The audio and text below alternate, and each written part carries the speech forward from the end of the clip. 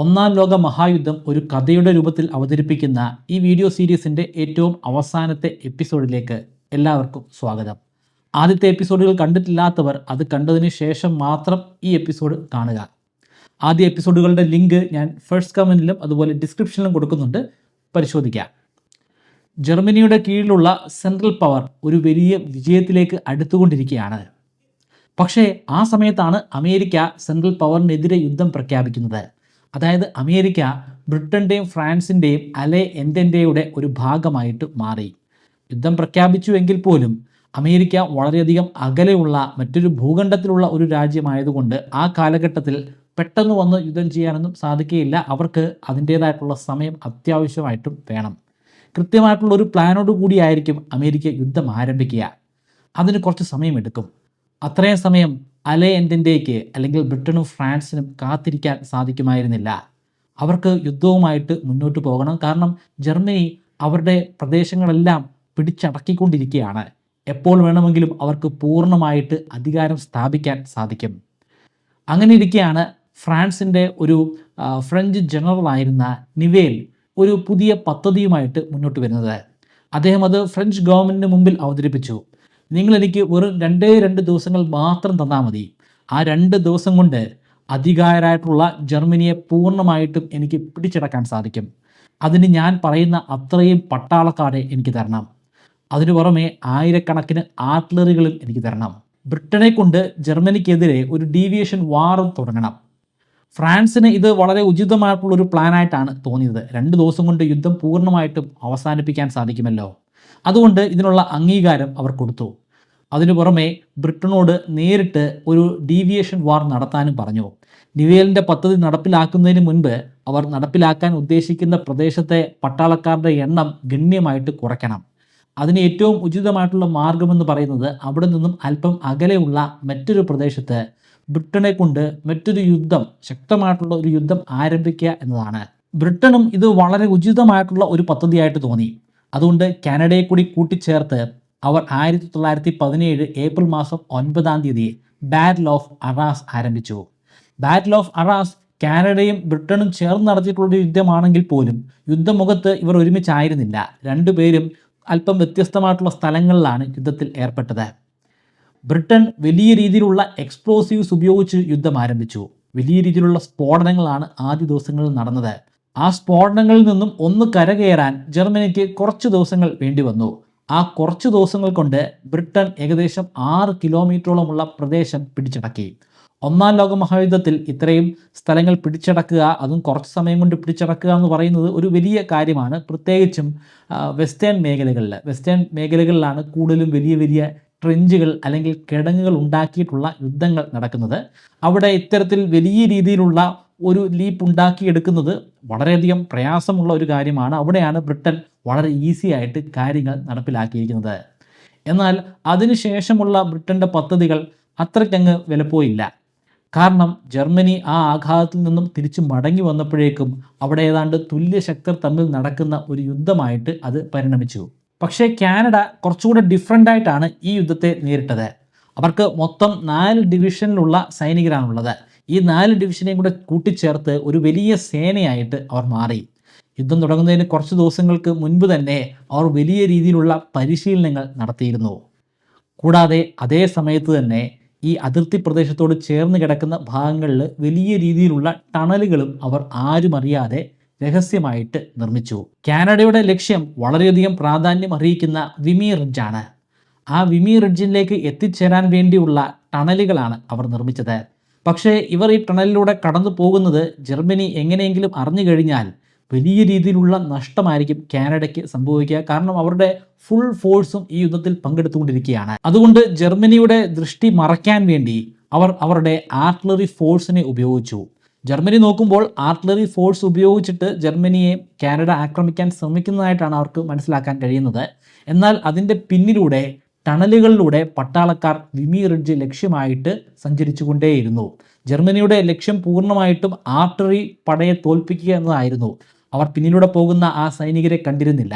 German സേനയും കാനഡയുടെ artillery ഫോഴ്സും തമ്മിൽ നടക്കുന്നത് ഏതാണ്ട് തുല്യശക്തർ തമ്മിൽ നടക്കുന്ന ഒരു യുദ്ധമാണ്. അതുകൊണ്ട് ആർക്കും അവിടെ ഒരു മേൽക്കോയ്മ ഉണ്ടാക്കാൻ സാധിച്ചില്ല. എന്നാൽ ഇതൊരു വഞ്ചന മാത്രമാണ്. പിന്നിലൂടെ വേറെ ഒരു യുദ്ധം നടക്കുന്നു എന്ന കാര്യം ജർമ്മനി അറിയുന്നത് ഏപ്രിൽ മാസം 11-ാം തീയതി ആയിരുന്നു. പിന്നീട് അതിന് തടയിടാൻ വേണ്ടി അവർ ശ്രമിച്ചെങ്കിൽ പോലും അത് പരാജയമായിട്ട് മാറി. തൊട്ടടുത്ത ദിവസം ഏപ്രിൽ മാസം 12-ാം തീയതി കാനഡ വിമി റിഡ്ജ് എന്ന് പറയുന്ന വളരെ പ്രാധാന്യമർഹിക്കുന്ന പ്രദേശം കീഴടക്കി. അത് ജർമ്മനിയെ സംബന്ധിച്ചിടത്തോളം ഒരു കനത്ത തോൽവിയായിരുന്നു. കാനഡയെ സംബന്ധിച്ചിടത്തോളം അവരുടെ ചരിത്രത്തിൽ തന്നെ ഏറ്റവും വലിയ ഒരു വിജയമായിട്ട് മാറി. പക്ഷേ ബ്രിട്ടനും ഫ്രാൻസും തമ്മിൽ നടന്നുകൊണ്ടിരുന്ന ബാറ്റിൽ ഓഫ് അറാസ് അത് പിന്നെയും കുറേയധികം ദിവസം നീണ്ടു നിന്നു. ഓരോ ദിവസവും വലിയ രീതിയിലുള്ള നാശനഷ്ടങ്ങളാണ് ഇരു കൂട്ടർക്കും സംഭവിച്ചുകൊണ്ടിരുന്നത്. വിമി റിഡ്ജിൽ കാനഡ വിജയക്കൊടി പാറിച്ചതിന് ശേഷം 4 ദിവസങ്ങൾ കൂടി കഴിഞ്ഞാണ് നിവേലിൻ്റെ പദ്ധതി ഫ്രാൻസ് നടപ്പിലാക്കുന്നത്. ആയിരക്കണക്കിന് ആർട്ടിലറികൾ അവർ ഇതിനു വേണ്ടി ഉപയോഗിച്ചു. സകല ആർട്ടിലറികളും ജർമ്മൻ പട്ടാളക്കാർ നിൽക്കുന്ന അല്ലെങ്കിൽ അവർ ഒളിച്ചിരിക്കുന്ന അവരുടെ ട്രഞ്ചുകൾ ലക്ഷ്യമാക്കി തുരുതുര വർഷിക്കാൻ തുടങ്ങി. അങ്ങനെ മണിക്കൂറുകൾ നീണ്ടിട്ടുള്ള ആക്രമണത്തിന് ശേഷം മാത്രമാണ് ആ ആർട്ടിലറികളുടെ പ്രവർത്തനം ഒന്ന് നിർത്തിവെച്ചത്. ഇപ്പോൾ ഫ്രഞ്ചുകാർ വിശ്വസിക്കുന്നത് അവിടെയുള്ള സകല ജർമ്മൻ പട്ടാളക്കാരും മരിച്ചിട്ടുണ്ടായിരിക്കും. ഇനി ഏതാനും ആളുകൾ മാത്രമായിരിക്കും അവശേഷിക്കുന്നത്. വളരെ ഈസി ആയിട്ട് നമ്മുടെ കാലാൾപ്പടയെ അവിടേക്ക് അയച്ച് അവരെ കീഴടക്കാൻ സാധിക്കുമെന്നും ആ പ്രദേശമൊക്കെ വളരെ ഈസി ആയിട്ട് കൈക്കലാക്കാൻ സാധിക്കുമെന്നും ഇവർ കരുതി. വലിയ രീതിയിലുള്ള നാശനഷ്ടം ജർമ്മനിക്ക് സംഭവിച്ചിട്ടുണ്ടാകും. അതായത് അവരുടെ വലിയൊരു ശതമാനം പട്ടാളക്കാർ ഇല്ലാതെ ആയിട്ടുണ്ടാകും. ഇനി ജർമ്മനിയെ തോൽപ്പിക്കുക വളരെ ഈസി ആയിട്ടുള്ള ഒരു കാര്യമാണ്. പക്ഷേ ആ പദ്ധതി കുറച്ചൊന്ന് പാളിപ്പോയി. കാരണം ഈ ഫ്രാൻസ് ലക്ഷ്യം വെച്ച് ആക്രമിച്ച പ്രദേശത്ത് ഒരൊറ്റ ജർമ്മൻ പട്ടാളക്കാർ പോലും ഉണ്ടായിരുന്നില്ല. അവിടെ എന്താണ് ശരിക്കും സംഭവിച്ചത്? ജർമ്മൻ പട്ടാളക്കാർ പൂർണ്ണമായിട്ടും അവിടെ നിന്നും പിൻവാങ്ങിയോ? അവിടെ നിന്നും പിൻവാങ്ങാൻ സാധിക്കുകയില്ല. കാരണം അത് വാർ ഫ്രണ്ടാണ്. അവിടെ നിന്നും പിൻവാങ്ങിക്കഴിഞ്ഞാൽ ആ പ്രദേശം മുഴുവനും ശത്രുക്കൾ പിടിച്ചടക്കും, അല്ലെങ്കിൽ ഫ്രാൻസ് പിടിച്ചടക്കും. പിന്നെ എന്തുകൊണ്ടായിരിക്കാം അവിടെ ഒരൊറ്റ ജർമ്മൻ പട്ടാളക്കാരെ പോലും കാണാൻ സാധിക്കാതെ പോയത്? അതിൻ്റെ കാരണം ഈ പദ്ധതി ഒന്ന് ലീക്കായി പോയതാണ്. ഈ പദ്ധതി നടപ്പിലാക്കുന്നതിന് ഏതാനും ദിവസങ്ങൾക്ക് മുൻപ് ഫ്രാൻസിൻ്റെ കുറച്ച് പട്ടാളക്കാരെ ജർമ്മനി പിടികൂടി തടവിലാക്കിയിരുന്നു. അതിക്രൂരമായിട്ടുള്ള പീഡനങ്ങളാണ് തുടർന്നുള്ള ദിവസങ്ങളിൽ അവർക്ക് ഏറ്റുവാങ്ങേണ്ടി വന്നത്.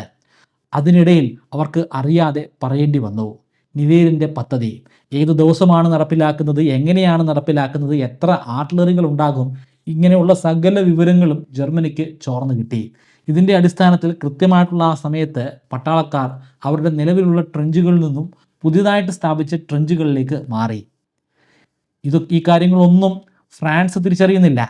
ഫ്രാൻസിൻ്റെ പട്ടാളക്കാർ, കാലാൾപ്പട, അവർ ധൈര്യത്തോടു കൂടി തന്നെ മുന്നിലേക്ക് ഓടി പഴയ ആ പട്ടാളക്കാരുടെ ട്രെഞ്ചിൻ്റെ അരികിലെത്തിക്കഴിഞ്ഞപ്പോൾ അവർക്ക് ചതി മനസ്സിലായി. കാരണം ആ ട്രെഞ്ചിൻ്റെ ഉള്ളിൽ ഒരു പട്ടാളക്കാരനുമില്ല, ആരും മരിച്ചിട്ടുമില്ല. പട്ടാളക്കാരൊന്നുമില്ലാത്ത സ്ഥലത്തേക്കായിരുന്നു ആ ആർട്ടിലറികളൊക്കെ വർഷിച്ചത്. ഇവിടെയുള്ള പട്ടാളക്കാർ മറ്റെവിടെയോ ഒളിഞ്ഞിരിപ്പുണ്ട്. ഇങ്ങനെയൊന്ന് ചിന്തിക്കാനുള്ള സമയം മാത്രമേ അവർക്ക് കിട്ടിയുള്ളൂ.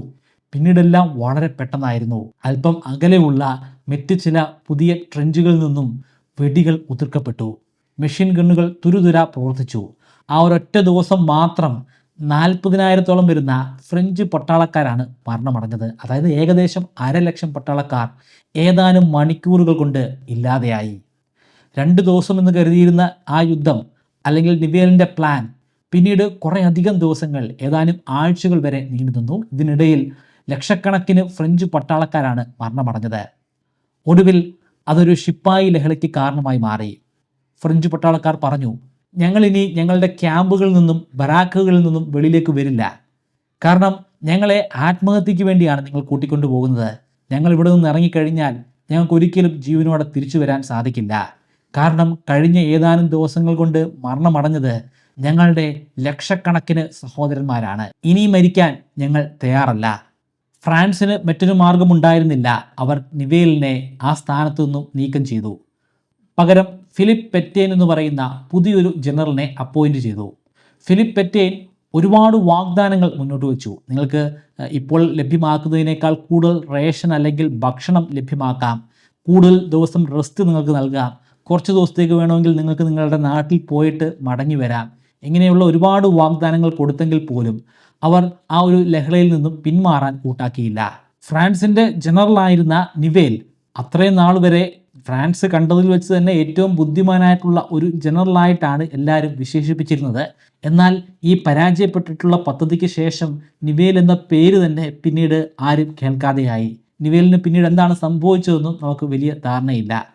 പക്ഷേ പിന്നീട് വലിയ വലിയ ഒഫീഷ്യലുകൾ അല്ലെങ്കിൽ ഓഫീസർമാർ എന്തെങ്കിലും വലിയ പ്ലാനുകളൊക്കെ കൊണ്ടുവന്ന് അത് വലിയ പരാജയമായിട്ട് മാറുമ്പോൾ എല്ലാവരും പറയുക അത് നിവേൽസ് പ്ലാൻ ആണെന്നാണ്. അതായത് അദ്ദേഹം മരിച്ചു വർഷങ്ങൾ കഴിഞ്ഞിട്ടും അദ്ദേഹത്തിൻ്റെ പേര് വളരെ മോശമായ രീതിയിൽ ഇപ്പോഴും നിലനിൽക്കുന്നുണ്ട്. ഇവിടുത്തെ ഏറ്റവും രസകരമായിട്ടുള്ള കാര്യം കാനഡയുടെ വിജയമാണ്. അതൊരു ഡീവിയേഷൻ വാറായിരുന്നു. ശരിക്കും ഒരു വലിയ യുദ്ധം നടത്തി ജർമ്മനിയെ തോൽപ്പിക്കുക എന്നുള്ള ഒരു ലക്ഷ്യമായിരുന്നില്ല അവർക്കുണ്ടായിരുന്നത്. ഒന്ന് ഡീവിയേറ്റ് ചെയ്യുക, കൂടുതൽ ജർമ്മൻ പട്ടാളക്കാരെ അവരുടെ ഭാഗത്തേക്ക് കൊണ്ടുവരിക, അങ്ങനെ നിവേലിൻ്റെ പദ്ധതി മികച്ച രീതിയിൽ നടപ്പിലാക്കാൻ സാധിക്കും. പക്ഷേ ഇവിടെ നിവേലിൻ്റെ പദ്ധതി 8 നിലയ്ക്ക് പൊട്ടി. എന്നാൽ കാനഡ ചരിത്രത്തിലെ ഏറ്റവും വലിയ ഒരു വിജയത്തിന് കാരണമായി മാറുകയും ചെയ്തു. ഇവിടെ ശരിക്കും പെട്ടുപോയത് ബ്രിട്ടനാണ്. ഏതാനും ദിവസത്തേക്ക് മാത്രം ഒരു ഡീവിയേഷൻ വാർ നടത്താം എന്ന രീതിയിലാണ് അവർ ബാറ്റിൽ ഓഫ് അറാസ് ആരംഭിക്കുന്നത്. പക്ഷേ ആ യുദ്ധം ഒരുപാട് ദിവസങ്ങൾ നീണ്ടുപോയി. ഒരുപാട് ദിവസം നീണ്ടുപോയി എന്ന് മാത്രമല്ല, ലക്ഷക്കണക്കിന് പട്ടാളക്കാരുടെ നാശനഷ്ടവും സംഭവിച്ചു. ബ്രിട്ടൻ്റെ കാഷ്വാലിറ്റി 1.5 ലക്ഷമാണ്. 1.5 ലക്ഷം എന്ന് പറയുമ്പോൾ 1.5 ലക്ഷം പേരും മരിച്ചിട്ടില്ല.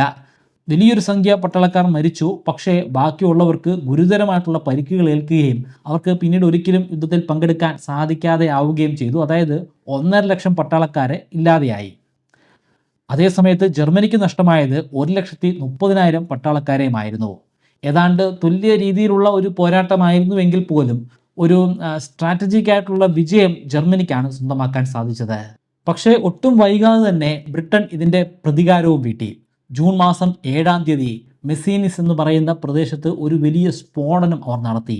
അന്ന് വരെ ചരിത്രത്തിൽ മനുഷ്യർ നടത്തിയിട്ടുള്ളതിൽ വെച്ച് ഏറ്റവും വലിയ സ്ഫോടനമായിരുന്നു ജൂൺ മാസം 7-ാം തീയതി മെസ്സീനിസിൽ നടന്നത്.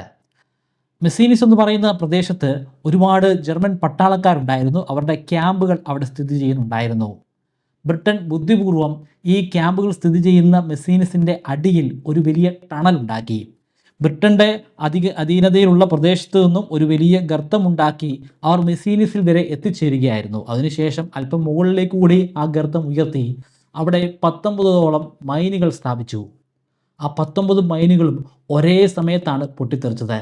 അതിനെ തുടർന്ന് ജർമ്മനിക്ക് അനേകം പട്ടാളക്കാരെ നഷ്ടമായി. ജൂൺ മാസത്തിൽ തന്നെ വളരെ നിർണായകമായിട്ടുള്ള മറ്റൊരു സംഭവം നടന്നു. അലേ എൻഡേൻ്റെയുടെ ഭാഗമായിട്ട് ഗ്രീസ് മാറി. ഗ്രീസ് ജർമ്മനിക്കും ഓസ്ട്രോ ഹംഗേറിയനും എതിരെ യുദ്ധം പ്രഖ്യാപിച്ചു. റഷ്യയുടെ അതിർത്തിയിൽ ഇപ്പോൾ കാര്യമായിട്ട് യുദ്ധമൊന്നും നടക്കുന്നില്ല. കാരണം റഷ്യയിൽ ആഭ്യന്തര ലഹളം നടക്കുകയാണല്ലോ. റഷ്യൻ റവല്യൂഷൻ നടന്നുകൊണ്ടിരിക്കുകയാണ്. അതേസമയം ആരും പ്രതീക്ഷിക്കാത്ത ചില സംഭവ വികാസങ്ങളൊക്കെ ജർമ്മനിയുടെ ഉള്ളിൽ നടന്നു. ജർമ്മൻ പാർലമെൻറ്റിൽ അവിടെ ഒരു ബില്ല് പാസാക്കി ജൂലൈ മാസം 19-ാം തീയതി. ആ ബില്ലനുസരിച്ച് ഇനി യുദ്ധം വേണ്ട, സമാധാനം മാത്രം മതി. പക്ഷേ അത് നടപ്പിലായില്ല. കാരണം അത് നടപ്പിലാക്കാനുള്ള പവറൊന്നും ഈ ജർമ്മൻ പാർലമെൻറ്റിനില്ല. അവിടെ ഇപ്പോൾ പൂർണ്ണമായിട്ടും അധികാരം കൈയാളുന്നത് ജർമ്മൻ പട്ടാളക്കാരാണ്. അവർ വളരെ പുച്ഛത്തോടു കൂടി തന്നെ ഈ ബില്ലിനെ നോക്കിക്കണ്ടു. യുദ്ധം കൊടുമ്പിരി കൊണ്ടുതന്നെ നിൽക്കുകയാണ്. ഏത് നിമിഷം വേണമെങ്കിലും ജർമ്മനിക്ക് ഈ പ്രദേശങ്ങളൊക്കെ പൂർണ്ണമായിട്ടും പിടിച്ചടക്കാൻ സാധിക്കും. ജൂലൈ മാസം 31-ാം തീയതി തേർഡ് ബാറ്റിൽ ഓഫ് വൈപ്രസ് ആരംഭിച്ചു. 3 മാസം നീണ്ടുനിന്ന ഈ യുദ്ധത്തിൽ ബ്രിട്ടനും ജർമ്മനിയുമാണ് പരസ്പരം കൊമ്പുകോർത്തത്. വലിയ രീതിയിലുള്ള നാശനഷ്ടം 2 കൂട്ടർക്കും ഉണ്ടായി. ബ്രിട്ടൻ്റെ നഷ്ടം 2,40,000 പട്ടാളക്കാരാണെങ്കിൽ ജർമ്മനിയുടെ നഷ്ടം 2 ലക്ഷം പട്ടാളക്കാരുമായിരുന്നു. ഓഗസ്റ്റ് മാസം 18-ാം തീയതി 11th ബാറ്റിൽ ഓഫ് ഇസൻസോ ആരംഭിച്ചു. ഇസൻസോ നദിയോട് ചേർന്ന് നടന്നുകൊണ്ടിരിക്കുന്ന ഇസൻസോ യുദ്ധങ്ങളുടെ ഒരു ഭാഗമായിരുന്നു ഈ 11th ബാറ്റിൽ ഓഫ് ഇസൻസോ. ഈ യുദ്ധത്തിൽ പങ്കെടുത്തിരിക്കുന്നത് മറ്റ് ഇസൻസോ വാറുകൾ പങ്കെടുത്തതുപോലെ തന്നെ ഇറ്റലിയും ഓസ്ട്രോ ഹംഗേറിയനുമാണ്. 1,50,000 പട്ടാളക്കാരെയാണ് ഇറ്റലിക്ക് നഷ്ടമായത്. പക്ഷേ ഓസ്ട്രോ ഹംഗേറിയൻ്റെ നഷ്ടം 1 ലക്ഷം പട്ടാളക്കാരുമായിരുന്നു. ഓഗസ്റ്റ് ഒക്ടോബർ മാസങ്ങളിൽ ബ്രസീൽ, ലൈബീരിയ, ചൈന തുടങ്ങിയ രാജ്യങ്ങളും ജർമ്മനിക്കെതിരെ യുദ്ധം പ്രഖ്യാപിച്ചു. കാരണം നിരന്തരമായിട്ട് യു-ബോട്ടുകൾ ഉപയോഗിച്ചിട്ട് ടോർപിഡോ കൊണ്ട് പല മർച്ചൻ്റ് കപ്പലുകളെയും നശിപ്പിച്ചുകൊണ്ടിരിക്കുകയാണ് ജർമ്മനി. അത്തരത്തിൽ അനവധി കപ്പലുകൾ നഷ്ടപ്പെട്ടിട്ടുള്ള രാജ്യങ്ങളാണ് ഈ 3 രാജ്യങ്ങൾ. അതിനെ തുടർന്നാണ് ഇവർ 3 പേരും ജർമ്മനിക്കെതിരെ യുദ്ധം ആരംഭിക്കുന്നത്. ഒക്ടോബർ മാസത്തിൽ റഷ്യൻ അതിർത്തിയിൽ ഉണ്ടായിരുന്ന കുറേ അധികം പട്ടാളക്കാരെ ജർമ്മനി ഇറ്റാലിയൻ അതിർത്തിയിലേക്ക് കൊണ്ടുവന്നു. കാരണം റഷ്യയുടെ അതിർത്തിയിൽ ഇപ്പോൾ കാര്യമായിട്ട് യുദ്ധമൊന്നുമില്ലല്ലോ. അവിടെ ഇത്രയധികം പട്ടാളക്കാരെ ഡിപ്ലോയ് ചെയ്യേണ്ട ആവശ്യവുമില്ല. റഷ്യ മുഴുവനും പിടിച്ചടക്കി കൂടെ എന്ന് ചോദിച്ചു കഴിഞ്ഞാൽ അത് ഏറെക്കുറെ അസാധ്യമായിട്ടുള്ളൊരു കാര്യമാണ്. അവിടെ പട്ടാളക്കാരില്ലെങ്കിൽ പോലും വളരെ മോശമായിട്ടുള്ള കാലാവസ്ഥയാണ് മിക്ക സമയങ്ങളിലും. വലിയൊരു രാജ്യവുമാണ്. റഷ്യ പിടിച്ചടക്കാനായിട്ട് പോയി കഴിഞ്ഞാൽ അവർക്ക് കുറേയധികം പട്ടാളക്കാരെ നഷ്ടമാകും. ആ പട്ടാളക്കാരെയൊക്കെ അവർക്ക് യഥാർത്ഥത്തിൽ യുദ്ധം നടന്നുകൊണ്ടിരിക്കുന്ന മേഖലയിലേക്ക് കൊണ്ടുവരികയാണെങ്കിൽ യുദ്ധം നടക്കുന്ന മേഖലകളെ പിടിച്ചടക്കാനായിട്ട് സാധിക്കുന്നതാണ്. റഷ്യയെ നമുക്ക് പിന്നീട് എപ്പോൾ വേണമെങ്കിലും പിടിച്ചടക്കാൻ സാധിക്കുമല്ലോ. ഈ ഒരു ചിന്താഗതി കാരണമാണ് ഇങ്ങനെ പട്ടാളക്കാരെ ഇറ്റലിയുടെ അതിർത്തി ഭാഗത്തേക്ക് കൊണ്ടുവരുന്നത്. ഇറ്റലിയും ഹംഗറിയും തമ്മിൽ വലിയ രീതിയിലുള്ള യുദ്ധങ്ങൾ നടന്നുകൊണ്ടിരിക്കുകയാണല്ലോ. അതിൽ ഓസ്ട്രോ ഹംഗേറിയനെ സഹായിക്കുക എന്നുള്ള ഒരു ലക്ഷ്യം കൂടിയുണ്ട്. ഇങ്ങനെ കൊണ്ടുവന്ന പട്ടാളക്കാരെ ഉപയോഗിച്ച് നടത്തിയ യുദ്ധമാണ് ഒക്ടോബർ മാസം 24-ാം തീയതി നടന്ന ബാറ്റിൽ ഓഫ് കാപ്പറേറ്റോ. ഈ യുദ്ധത്തിലൂടെ 2.5 ലക്ഷത്തോളം വരുന്ന ഇറ്റാലിയൻ പട്ടാളക്കാരെ തടവ് പുള്ളികളാക്കി മാറ്റാൻ സാധിച്ചു. ഫ്രാൻസും ബ്രിട്ടനും ഒക്കെ നേരിട്ട് ഇറ്റലിയിൽ വന്ന് യുദ്ധത്തിൽ പങ്കെടുക്കാൻ ശ്രമിച്ചെങ്കിൽ പോലും അവർക്ക് ഇറ്റലിയെ സംരക്ഷിക്കാൻ സാധിച്ചില്ലെന്ന് പറഞ്ഞാൽ ഇറ്റലിയെ ഈ യുദ്ധത്തിലൂടെ ജർമ്മനി കീഴടക്കുന്നൊന്നുമില്ല. എന്നാൽ വളരെ നിർണായകമായിട്ടുള്ള പട്ടാളക്കാരെയാണ് അവർ കീഴ്പ്പെടുത്തിയത്. ഇതോടുകൂടി ഇറ്റലിയുടെ പക്കൽ കാര്യമായിട്ട് സൈന്യം ഇല്ലാതെയായി. നവംബർ മാസം 7-ാം തീയതി 2ാം റഷ്യൻ റവല്യൂഷനിലൂടെ ലെനിൻ്റെ ബോൾഷെവിക് പാർട്ടി റഷ്യ പൂർണ്ണമായിട്ടും പിടിച്ചെടുത്തു. ഇപ്പോൾ അധികാരം ലെനിൻ്റെ കയ്യിലാണ്. ലെനിന് ഇപ്പോൾ നടന്നുകൊണ്ടിരിക്കുന്ന യുദ്ധത്തിനോട് ഒട്ടും താല്പര്യമില്ല. ഈ യുദ്ധം എങ്ങനെയെങ്കിലും അവസാനിച്ചേ മതിയാവൂ.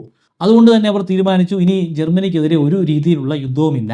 വെടിനിർത്തൽ കരാറിൽ ഒപ്പുവെക്കുന്നത് തൊട്ടടുത്ത മാസമായിട്ടുള്ള ഡിസംബർ മാസത്തിലായിരുന്നു. ഫ്രാൻസിൻ്റെ ഭാഗത്തു നിന്നും ഒരു രീതിയിലുള്ള യുദ്ധവും നടക്കുന്നില്ല. ശരിക്കും അവിടെ വലിയ രീതിയിലുള്ള ഒരു ശിപ്പായി ലഹള നടന്നുകൊണ്ടിരിക്കുകയാണ്. ഫ്രഞ്ച് പട്ടാളക്കാർ സ്വയം പറഞ്ഞു, ഞങ്ങൾ ഇനി ഒരിക്കലും യുദ്ധത്തിൽ പങ്കെടുക്കുന്നതല്ല, നിങ്ങൾ കുരുതി കൊടുക്കുകയാണ്. എന്നാൽ ഇങ്ങനെ ഒരു ശിപ്പായി ലഹള നടക്കുന്ന കാര്യം ഒരിക്കലും ജർമ്മനി അറിഞ്ഞിരുന്നില്ല. ജർമ്മനി ഇത് അറിഞ്ഞിരുന്നെങ്കിൽ ഉറപ്പായിട്ടും വളരെ ഈസി ആയിട്ട് കൂടിപ്പോയാൽ ഒരു 7 ദിവസം കൊണ്ട് അല്ലെങ്കിൽ ഒരു 10 ദിവസം കൊണ്ട് അവർ ഫ്രാൻസിനെ പൂർണ്ണമായിട്ടും പിടിച്ചെടുത്തേനെ.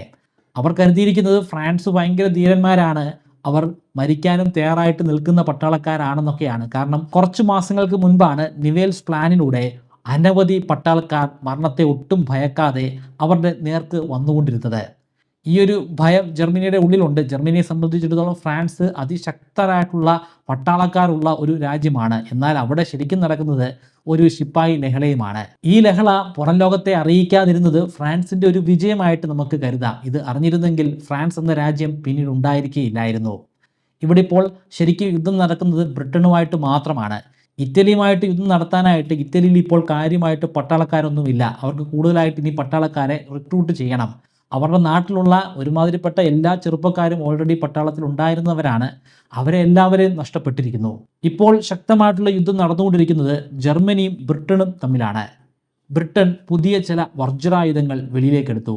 ഈ വജ്രായുധങ്ങൾ ബ്രിട്ടൻ്റെ മാത്രമായിരുന്നില്ല, ഇതിൽ നല്ലൊരു പങ്കും അമേരിക്കയുടെ ആയിരുന്നു. നിരവധി അമേരിക്കൻ പട്ടാളക്കാർ കപ്പൽ മാർഗത്തിലൂടെ യുദ്ധമുഖത്തേക്ക് എത്താനായിട്ട് യാത്ര ചെയ്തുകൊണ്ടിരിക്കുകയാണ്.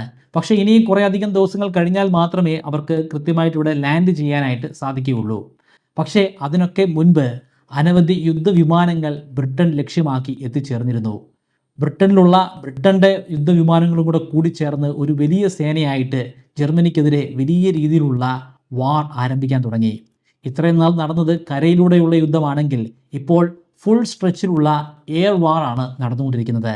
കരയിൽ നടന്നുകൊണ്ടിരിക്കുന്ന യുദ്ധത്തിൽ വലിയ വിജയങ്ങളൊക്കെ സ്വന്തമാക്കുന്നത് ജർമ്മനിയാണെങ്കിൽ ഇപ്പോൾ വായുമാർഗത്തിൽ നടക്കുന്ന യുദ്ധങ്ങളിൽ വിജയിക്കുന്നത് അല്ലെങ്കിൽ അതിൽ ഒരു വലിയ നേട്ടമുണ്ടാക്കുന്നത് ബ്രിട്ടീഷുകാരാണ്. അല്ലെങ്കിൽ ബ്രിട്ടീഷുകാരെ സഹായിക്കുന്ന അമേരിക്കൻ നിർമ്മിത വിമാനങ്ങളും അതിലെ അമേരിക്കൻ പൈലറ്റ്മാരുമാണ്. ഇങ്ങനെ വലിയ വിജയങ്ങളൊക്കെ ബ്രിട്ടീഷുകാർ നേടിയെങ്കിൽ പോലും ജർമ്മനിയുടെ ഭാഗത്തു നിന്നും നിർണായകമായിട്ടുള്ള ചില നീക്കങ്ങളും വിജയങ്ങളും ഈ വായുമാർഗത്തിൽ തന്നെ സംഭവിക്കുന്നുണ്ട്. അതിനൊക്കെ ചുക്കാൻ പിടിക്കുന്ന ഒരു ധീരനായിട്ടുള്ള ഒരു ഹീറോ ആയിട്ടുള്ള ഒരു പൈലറ്റ് ഉണ്ട്. അദ്ദേഹം അറിയപ്പെടുന്നത് ദ റെഡ് ബാരൻ എന്ന പേരിലാണ്. 80ഓളം ഏരിയൽ വിക്ടറികളാണ് അദ്ദേഹത്തിന് നേടിയെടുക്കാൻ സാധിച്ചത്. അതുകൊണ്ട് തന്നെ ശത്രുക്കൾക്ക് പോലും ഇദ്ദേഹത്തോട് വലിയ രീതിയിലുള്ള ആരാധനയായിരുന്നു. എത്ര ശക്തനാണെങ്കിൽ പോലും നിരന്തരമായി ഇങ്ങനെ യുദ്ധത്തിൽ പങ്കെടുത്തുകൊണ്ടിരിക്കുമ്പോൾ ഒരു ചെറിയ വീഴ്ച സംഭവിക്കും. ഇദ്ദേഹത്തിനും ഒരു ചെറിയ വീഴ്ച സംഭവിച്ചു. ആ വീഴ്ചയെ തുടർന്ന് അദ്ദേഹത്തിൻ്റെ വിമാനം നിലംപൊത്തി. അതിനെ തുടർന്ന് അദ്ദേഹം മരിക്കുകയും ചെയ്തു. ബ്രിട്ടീഷുകാരുടെ അധീനതയിലുള്ള ഒരു പ്രദേശത്താണ് അദ്ദേഹത്തിൻ്റെ വിമാനം നിലംപതിച്ചത്. എങ്കിൽ പോലും ഒരു പട്ടാളക്കാരന് കൊടുക്കേണ്ട എല്ലാ ബഹുമതിയോടുകൂടിയാണ് അദ്ദേഹത്തിൻ്റെ ശവസംസ്കാരം നടപ്പിലാക്കിയത്. കാരണം എല്ലാവർക്കും അദ്ദേഹത്തോട് അത്രയധികം റെസ്പെക്റ്റ് ഉണ്ടായിരുന്നു. മറ്റുള്ള ഒരു പട്ടാളക്കാർക്കും ഇത്തരത്തിലുള്ള ഒരു യാത്ര അയപ്പ് ലഭ്യമായിരുന്നില്ല. റെഡ് ബാരൻ എന്ന പേരിൽ അറിയപ്പെടുന്ന ഈ ജർമ്മൻ വൈമാനികന്റെ ജീവിതം പിന്നീട് അനവധി പുസ്തകങ്ങൾക്കും സിനിമകൾക്കും ഒക്കെ കാരണമായി മാറി. അമേരിക്കൻ വിമാനങ്ങളിൽ നിന്നേറ്റ കനത്ത പരാജയങ്ങളെ തുടർന്ന് ജർമ്മനിക്ക് ഒരു കാര്യം വ്യക്തമായി. മറ്റു രാജ്യങ്ങളെ പോലെയല്ല അമേരിക്ക. അവരുടെ സൈനികർ കുറച്ചുകൂടെ ശക്തരാണ്, അവരുടെ ആയുധങ്ങളും കുറച്ചുകൂടെ ആധുനികമാണ്. അവർ ഇവിടെ പൂർണ്ണമായിട്ടും ഫുൾ ഫെച്ചിൽ എത്തിച്ചേർന്നു കഴിഞ്ഞാൽ പിന്നീട് ജർമ്മനിക്ക് നിലനിൽപ്പുണ്ടായിരിക്കില്ല. അതുകൊണ്ട് അമേരിക്ക ഇവിടെ എത്തിച്ചേരുന്നതിന് മുൻപ് തന്നെ ഫ്രാൻസും ബ്രിട്ടനും പൂർണ്ണമായിട്ടും കീഴടക്കി ജർമ്മനി ഒരു വലിയ ശക്തിയായിട്ട് മാറണം. അതിനുവേണ്ടി അവർ ഫ്രാൻസ് ആദ്യം പിടിച്ചടക്കാനായിട്ട് ശ്രമിച്ചു. ഫ്രാൻസിലെ അവസ്ഥ എന്താണെന്ന് നമുക്കറിയാം, ജർമ്മനിക്ക് അതറിയില്ല. അവിടെയുള്ള പട്ടാളക്കാർ കാര്യമായിട്ട് ഇപ്പോൾ യുദ്ധത്തിൽ പങ്കെടുക്കുന്നില്ല. ബഹുഭൂരിപക്ഷവും യുദ്ധം ഉപേക്ഷിച്ച് അവരുടെ ബറാക്കുകളിൽ തന്നെ നിൽക്കുകയാണ്. ഈ സാഹചര്യത്തിൽ ജർമ്മനി ഫ്രാൻസിനെ ആക്രമിച്ചു കഴിഞ്ഞാൽ എന്താണ് സംഭവിക്കുന്നത് നമുക്കറിയാം. അതുതന്നെയാണ് ഇവിടെ സംഭവിച്ചത്. ഏതാനും ആഴ്ചകൾ കൊണ്ട് 70 കിലോമീറ്ററോളം വരുന്ന പ്രദേശം ജർമ്മനിക്ക് പിടിച്ചടക്കാൻ സാധ്യമായി. കാര്യങ്ങൾ ഇങ്ങനെയാണ് പോകുന്നതെങ്കിൽ ഏതാനും ആഴ്ചകൾ കൂടി കഴിയുമ്പോൾ ഫ്രാൻസിനെ പൂർണ്ണമായിട്ടും പിടിച്ചടക്കാൻ ജർമ്മനിക്ക് സാധിക്കുന്നതാണ്. വളരെ വളരെ വേഗത്തിലാണ് ജർമ്മനിയുടെ സേന ഫ്രാൻസിൻ്റെ ഉള്ളിലേക്ക് പോയിക്കൊണ്ടിരിക്കുന്നത്.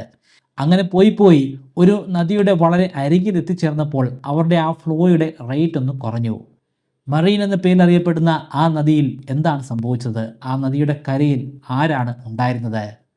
അവർ ഇന്നുവരെ ആ യുദ്ധമുഖത്ത് കണ്ടിട്ടില്ലാത്ത വ്യത്യസ്തമായിട്ടുള്ള പട്ടാളക്കാരെ അവർക്കവിടെ കാണാൻ സാധിച്ചു. ആ പട്ടാളക്കാരിൽ ചില ആളുകളുടെ കയ്യിൽ ഒരു വലിയ കൊടിയുണ്ടായിരുന്നു. ആ യുദ്ധമുഖത്ത് ഇന്നുവരെ പാറിയിട്ടില്ലാത്ത വ്യത്യസ്തമായിട്ടുള്ള മറ്റൊരു കൊടിയായിരുന്നു അത്. അത് അമേരിക്കയുടെ കൊടിയാണ്. അമേരിക്കയുടെ പട്ടാളക്കാരുടെ മുൻപിൽ ഉള്ളിലേക്ക് പെനിട്രേറ്റ് ചെയ്യാൻ കഴിയാതെ ജർമ്മൻ പട്ടാളക്കാർ പകച്ചു നിന്നു. ശക്തമായിട്ടുള്ളൊരു യുദ്ധമാണ് അവിടെ അരങ്ങേറിയത്. ആ യുദ്ധത്തിൽ ജർമ്മനിക്ക് കനത്ത നാശനഷ്ടം തന്നെ ഉണ്ടായി. അമേരിക്കയുടെ ആദ്യത്തെ വിജയം അവിടെ സംഭവിച്ചു. മെയ് മാസം 27-ാം തീയതി ആയിരുന്നു ബാറ്റിൽ ഓഫ് മാർണിയിൽ അമേരിക്കയ്ക്ക് വിജയിക്കാൻ സാധിച്ചത്. അതിൻ്റെ തൊട്ടടുത്ത ദിവസം അമേരിക്കയുടെ 2ാം ഡിവിഷൻ സേന ബാറ്റിൽ ഓഫ് കണ്ടിഗ്നിയിലും വിജയിച്ചു. ജൂൺ മാസം 1-ാം തീയതി ജർമ്മനിക്ക് ബാറ്റിൽ ഓഫ് ബെലാവു വുഡിലും പരാജയം രുചിക്കേണ്ടി വന്നു. ഇപ്പോൾ അമേരിക്കയുടെ 50,000 പട്ടാളക്കാരാണ് ഫ്രാൻസിലുള്ളത്. ഓരോ ദിവസവും പുതുതായി 10,000-കണക്കിന് പട്ടാളക്കാർ എത്തിച്ചേർന്നുകൊണ്ട് തന്നെയിരുന്നു. ഇങ്ങനെ അമേരിക്കൻ പട്ടാളക്കാർ തൻ്റെ നാട്ടിൽ എത്തിച്ചേരുന്നത് കണ്ട ഫ്രഞ്ച് പട്ടാളക്കാരുടെ മൊറയിൽ ഒന്ന് ബൂസ്റ്റായി. അവരും യുദ്ധമുഖത്തേക്ക് ഇറങ്ങാൻ തുടങ്ങി. ഇനി മരിക്കാൻ പോകുന്നത് ഞങ്ങളല്ല, ഇനി മരിക്കാൻ പോകുന്നത് ഞങ്ങളുടെ മുൻപിൽ മരിക്കേണ്ട ആളുകളായിട്ടുള്ള ജർമ്മൻ പട്ടാളക്കാരാണെന്ന് ഫ്രഞ്ചുകാർ തിരിച്ചറിഞ്ഞു. റഷ്യയിൽ മറ്റൊരു യുദ്ധം പൊട്ടിപ്പുറപ്പെട്ടു. ഒരു ഇന്റേണൽ വാർ തന്നെയാണ്. അവിടെ ബോൾഷെവിക് പാർട്ടിയാണ് ഇപ്പോൾ അധികാരത്തിലുള്ളതെന്ന് പറഞ്ഞു. എന്നാൽ ബോൾഷെവിക്കിനെതിരെയും മറ്റു ചില ആളുകൾ ഉയർന്നു വന്നു. അവരാണ് വൈറ്റ്സ് അല്ലെങ്കിൽ ആൻറ്റി ബോൾഷെവിക് എന്ന പേരിൽ അറിയപ്പെടുന്നത്. ഇവർ ബോൾഷെവിക്കിനെ എതിർക്കുന്ന ആളുകളാണ്. ബോൾഷെവിക്കിനെ തുരത്തി അധികാരം പിടിച്ചടക്കാനായിട്ട് ശ്രമിക്കുന്ന ആളുകളാണ്. ഇവരെ സഹായിക്കാനായിട്ട് ബാഹ്യമായിട്ടുള്ള ചില ശക്തികൾ കൂടിയുണ്ട്. അമേരിക്ക ഫ്രാൻസിൽ എത്തിച്ചേർന്നതോടുകൂടി ഫ്രാൻസിനും ബ്രിട്ടനും അല്പം ആശ്വാസമായി. കാരണം വളരെ ഫ്രഷായിട്ടുള്ള പുതിയ ഒരുപാട് പട്ടാളക്കാരെ കിട്ടി. എല്ലാ ആയുധങ്ങളും വളരെയധികം മികച്ച ഏറ്റവും നൂതനമായിട്ടുള്ള സാങ്കേതിക വിദ്യയിൽ ഉള്ളവയുമാണ്. ഇത് മുതലാക്കി ബ്രിട്ടനും ഫ്രാൻസും നേരെ റഷ്യയിലേക്ക് പോയി അവിടെയുള്ള വൈറ്റ്സിന് പിന്തുണ കൊടുത്തു. കാര്യങ്ങൾ കൈവിട്ടു പോവുകയാണെന്ന് ജർമ്മനിക്ക് മനസ്സിലായി. പക്ഷേ ഇങ്ങനെ അങ്ങ് വിട്ടുകൊടുക്കാനും അവരെ കൊണ്ട് സാധിക്കുമായിരുന്നില്ല. അതുകൊണ്ട് കയ്യിലുള്ള നല്ലൊരു ശതമാനം പട്ടാളക്കാരെയും മാർണി നദിയുടെ തീരത്തേക്ക് അവർ അയച്ചു. മാർണി നദിയുടെ തീരത്ത് അതിശക്തമായിട്ടുള്ളൊരു യുദ്ധമാണ് പിന്നീടുള്ള ദിവസങ്ങൾ അരങ്ങേറിയത്. അതിൽ കനത്ത നാശനഷ്ടം ജർമ്മനിക്ക് ഏറ്റുവാങ്ങേണ്ടി വന്നു. അവർക്ക് ആ ഒറ്റ യുദ്ധത്തിൽ മാത്രം നഷ്ടമായത് 6 ലക്ഷം പട്ടാളക്കാരെയാണ്. കുറച്ച് ദിവസങ്ങൾ കൂടി കഴിഞ്ഞാണ് ജർമ്മനിയുടെ ചരിത്രത്തിൽ തന്നെ കറുത്ത ദിവസം എന്ന പേരിൽ അറിയപ്പെടുന്ന ഓഗസ്റ്റ് മാസം 8-ാം തീയതി എത്തിച്ചേർന്നത്. അത് ബാറ്റിൽ ഓഫ് അമീൻസ് ആണ്. ബാറ്റിൽ ഓഫ് അമീൻസിൽ ഒരുപാട് രാജ്യങ്ങൾ അണിചേർന്നു. അമേരിക്കയും ബ്രിട്ടനും ഫ്രാൻസും കാനഡയും ഒക്കെ അതിൻ്റെ ഭാഗമായിരുന്നു. ഇത്രയധികം രാജ്യങ്ങൾ ഒന്നിച്ച് ജർമ്മനിക്കെതിരെ യുദ്ധം ചെയ്തപ്പോൾ അവർക്ക് ഒരു നിവൃത്തിയും ഉണ്ടായിരുന്നില്ല. ജർമ്മനിയുടെ ടാങ്കുകളൊക്കെ നശിപ്പിച്ചു. അവരുടെ എയർക്രാഫ്റ്റുകൾ പലതും തകർന്നടിഞ്ഞു. അവരുടെ പ്രദേശങ്ങൾ വളരെ അനായാസമായിട്ട് അലെ എൻഡന്റെ കീഴടക്കി. പിന്നീടുള്ള 100 ദിവസങ്ങൾ കൊണ്ട് ബെൽജിയവും ജർമ്മനി പിടിച്ചെടുത്തിരിക്കുന്ന മറ്റ് പ്രദേശങ്ങളും തിരിച്ചു പിടിക്കാൻ അമേരിക്കയ്ക്കും മറ്റ് അലെ എൻഡന്റെ സഖ്യങ്ങൾക്കും സാധ്യമായി. ബെൽജിയത്തിൻ്റെ കഥ ഈ വീഡിയോ സീരീസിൻ്റെ തുടക്കത്തിൽ ആദ്യ എപ്പിസോഡിൽ തന്നെ ഞാൻ പറഞ്ഞതാണ്. ജർമ്മനി ആദ്യമായിട്ട് പിടിച്ചെടുത്ത പ്രദേശമാണ് ബെൽജിയം. ബെൽജിയത്തിൻ്റെ ഗാർഡിയൻ ബ്രിട്ടനാണ്. അങ്ങനെയാണ് ബ്രിട്ടൻ ആദ്യമായിട്ട് ഈ യുദ്ധമുഖത്തേക്ക് വരുന്നത്. ഇതെല്ലാം വെറും 100 ദിവസങ്ങൾ കൊണ്ടാണ് അലെ എൻഡൻ്റേക്ക് തിരിച്ചു പിടിക്കാൻ സാധിച്ചത്. എന്നാൽ ഇതേ പ്രദേശങ്ങൾ തന്നെ ജർമ്മനി 3.5 വർഷങ്ങൾ കൊണ്ടാണ് അവരുടെ ഭാഗമാക്കി മാറ്റിയത്. ആ 3.5 വർഷത്തിന് തുല്യമായിട്ട് ഇവിടെ വെറും 100 ദിവസങ്ങൾ മാത്രം. ഓഗസ്റ്റ് മാസം 15-ാം തീയതി ഗ്രീസും ഫ്രാൻസും ബ്രിട്ടനും ഇറ്റലിയും കൂടി ചേർന്ന് ബൾഗേറിയ പിടിച്ചെടുത്തു. ഈ യുദ്ധമാണ് ബാറ്റിൽ ഓഫ് ഡോബ്രോപോൾ എന്ന പേരിൽ അറിയപ്പെടുന്നത്. മിഡിൽ ഈസ്റ്റിൽ ബ്രിട്ടന് ഓട്ടോമൻ സാമ്രാജ്യത്തിനെതിരെ വലിയ വിജയങ്ങൾ സ്വന്തമാക്കാൻ സാധിച്ചു. സെപ്റ്റംബർ ഒക്ടോബർ മാസങ്ങളിൽ മെഗിഡോ, ദമാസ്കസ്, അലപ്പോ തുടങ്ങിയ പ്രദേശങ്ങളാണ് ബ്രിട്ടൻ കീഴടക്കിയത്. 1917-ൽ ജർമ്മനി ഫ്രാൻസുമായിട്ടുള്ള അതിർത്തി പ്രദേശത്ത് ഒരു വലിയ ലൈൻ വരച്ചു, ഹിൻഡൻബർഗ് ലൈൻ. ഫ്രാൻസിൻ്റെ അതിർത്തി പൂർണ്ണമായിട്ടും കവർ ചെയ്യുന്ന രീതിയിലാണ് ഇങ്ങനൊരു ലൈൻ ഉണ്ടാക്കിയത്. അത് വെറുതെ വരച്ച ഒരു വരയൊന്നുമല്ല, അത് ഒരു വലിയ കോട്ടയാണ്. ആ ഒരു കോട്ട മുറിച്ചു കടന്ന് അപ്പുറത്തേക്ക് എത്താനായി ഒരിക്കലും ഫ്രാൻസിന് സാധിക്കില്ലെന്ന് ജർമ്മനി അടിയുറച്ചു വിശ്വസിച്ചിരുന്നു. കാരണം അതിനൂതനമായിട്ടുള്ള പല പടക്കോപ്പുകളും അവിടെ സ്ഥാപിച്ചിട്ടുണ്ടായിരുന്നു. നൂതനമായിട്ടുള്ള മെഷീൻ ഗൺ നെസ്റ്റുകൾ അവിടെ ഉണ്ടായിരുന്നു. കോൺക്രീറ്റ് കൊണ്ട് സ്ഥാപിച്ചിട്ടുള്ള ബങ്കറുകൾ ഉണ്ടായിരുന്നു. വളരെയധികം ആഴങ്ങളിലേക്ക് പോകുന്ന ട്രെഞ്ചുകളുടെ അല്ലെങ്കിൽ കിടങ്ങുകളുടെ ഒരു വലിയ ശൃംഖല അവിടെ സൃഷ്ടിച്ചിട്ടുണ്ടായിരുന്നു. അവിടേക്ക് അതിക്രമിച്ച് കിടക്കാനായിട്ട് ശ്രമിക്കുന്ന ടാങ്കുകളെ നിർവീര്യമാക്കാൻ അല്ലെങ്കിൽ അവയെ ട്രാപ്പ് ചെയ്യാനായിട്ടുള്ള വിദഗ്ധമായിട്ടുള്ള ചില പദ്ധതികളും അവിടെ ആവിഷ്കരിച്ചിട്ടുണ്ടായിരുന്നു. ഒരിക്കലും അത് തകരില്ലെന്ന് കരുതി, പക്ഷേ വെറും 100 ദിവസങ്ങൾ കൊണ്ട് അമേരിക്കയുടെ കീഴിലുണ്ടായിരുന്ന ആ സേനയ്ക്ക് ഹൈസൻബർഗ് ലൈൻ മുറിച്ചു കടക്കാൻ സാധ്യമായി. ഈ വിവരം അറിഞ്ഞ ഉടൻ തന്നെ ജർമ്മനിയുടെ ജനറലായിരുന്ന ലുഡൻഡോർഫ് അവരുടെ ചക്രവർത്തിയായ കൈസറിനെ നേരിട്ട് കണ്ടു. ഹിൻഡൻബർഗ് ലൈന് മുറിച്ചു കടന്നിരിക്കുന്നു, ഇനി നമ്മുടെ പക്കൽ മറ്റൊരു മാർഗവുമില്ല, യുദ്ധം അവസാനിപ്പിക്കണം, നമ്മുടെ ജീവനെങ്കിലും രക്ഷപ്പെടുത്തണം. കൈസർ അതിനുശേഷമാണ് അമേരിക്കൻ പ്രസിഡന്റായിട്ടുള്ള വുഡ്രോ വിൽസന് ഒരു ടെലഗ്രാം സന്ദേശം അയക്കുന്നത്. ഞങ്ങൾ പരാജയം സമ്മതിക്കുന്നു, ഞങ്ങളുടെ ടെറിട്ടറികൾ നിങ്ങൾ തിരിച്ചു തരണം, നിങ്ങൾ ഇവിടെ നിന്നും പിൻവാങ്ങണം, ഇനിയൊരു യുദ്ധവുമായിട്ട് ഞങ്ങൾ മുന്നോട്ട് വരുന്നതല്ല. അമേരിക്കൻ പ്രസിഡന്റായ വുഡ്രോ വിൽസൺ വളരെ പോസിറ്റീവായിട്ടാണ് ഈ ഒരു നീക്കത്തെ സമീപിക്കുന്നത്. സ്വീകാര്യമാണ്, ഞങ്ങൾ യുദ്ധമൊക്കെ അവസാനിപ്പിക്കാം, പക്ഷേ 1-2 നിബന്ധനകളുണ്ട്. നിങ്ങൾ പിടിച്ചടക്കിയിരിക്കുന്ന സകല പ്രദേശങ്ങളും, റഷ്യയുടെ ഉൾപ്പെടെയുള്ള പ്രദേശങ്ങൾ നിങ്ങൾ തിരികെ കൊടുക്കണം. കൂടാതെ നിലവിൽ അവിടെ ഭരിച്ചുകൊണ്ടിരിക്കുന്ന കൈസർ, അതായത് താൻ, ആ സ്ഥാനത്ത് നിന്നും വെളിയിലേക്കും ഇറങ്ങണം. ഇനി ഒരിക്കലും കൈസറിൻ്റെ പിൻഗാമികൾ ആ രാജ്യം ഭരിക്കാൻ പാടില്ല. പുതിയ രീതിയിലുള്ള ഭരണ പരിഷ്കാരങ്ങൾ അവിടെ നടപ്പിലാക്കണം. ഓസ്ട്രോ ഹംഗേറിയൻ്റെ ശവപ്പെട്ടിയിലെ അവസാനത്തെ ആണി അടിക്കുന്നത് ഇറ്റലിയാണ്, അല്ലെങ്കിൽ അമേരിക്കയുടെ പിന്തുണയോടുകൂടി ഇറ്റലിയാണ്. ഒക്ടോബർ മാസം 24-ാം തീയതി ബാറ്റിൽ ഓഫ് വിറ്റോറിയോ വെനേറ്റോ എന്ന യുദ്ധം ആരംഭിച്ചു. ആ യുദ്ധത്തിൽ ഓസ്ട്രോ ഹംഗേറിയന് വലിയ രീതിയിലുള്ള ഒരു നാശനഷ്ടമാണ്. ഇത്രയും വലിയൊരു നാശനഷ്ടം മറ്റൊരു രാജ്യത്തിനും ഉണ്ടായിട്ടുണ്ടായിരിക്കില്ല. ഈ യുദ്ധത്തിൽ 4,27,000-ഓളം വരുന്ന പട്ടാളക്കാരെയാണ് ഓസ്ട്രോ ഹംഗേറിയന് നഷ്ടമായത്. ഇതിൽ ബഹുഭൂരിപക്ഷം പട്ടാളക്കാരും മരണമടഞ്ഞു. ബാക്കിയുള്ള പട്ടാളക്കാർ ജീവച്ഛവമായിട്ടാണ് പിന്നീടുള്ള കാലങ്ങളിൽ ജീവിച്ചിരുന്നത്. അതിനു പുറമെ ഓസ്ട്രോ ഹംഗേറിയൻ്റെ 3 ലക്ഷത്തോളം വരുന്ന പട്ടാളക്കാരെ ജീവനോടുകൂടി പിടികൂടാനും തടവ് പുള്ളികളാക്കി മാറ്റാനും ഇറ്റലിക്ക് സാധ്യമായി. പക്ഷേ ഇറ്റലിയുടെ മൊത്തത്തിലുള്ള നഷ്ടമെന്ന് പറയുന്നത് വെറും 37,000 പട്ടാളക്കാർ മാത്രമാണ്. 37,000 പട്ടാളക്കാരെ ഇറ്റലിക്ക് നഷ്ടമായപ്പോൾ അപ്പുറത്തെ സൈഡിലുള്ള ഓസ്ട്രോ ഹംഗേറിയന് മൊത്തം നഷ്ടമായത് 8 ലക്ഷത്തോളം വരുന്ന പട്ടാളക്കാരെയാണ്. ഒക്ടോബർ മാസം 30-ാം തീയതി ഓട്ടോമൻ സാമ്രാജ്യം പരാജയം സമ്മതിച്ച് കീഴടങ്ങി. 4 ദിവസങ്ങൾ കൂടി കഴിഞ്ഞ് നവംബർ മാസം 3-ാം തീയതിയാണ് ഓസ്ട്രോ ഹംഗേറിയൻ പരാജയം സമ്മതിക്കുന്നത്. ഒട്ടും വൈകാതെ തന്നെ കൈസർ ചക്രവർത്തി അധികാരത്തിൽ നിന്നും താഴെ ഇറങ്ങി. അദ്ദേഹത്തെ ബലം പ്രയോഗിച്ച് അവിടെ നിന്ന് ഇറക്കിയെന്ന് വേണം പറയാൻ.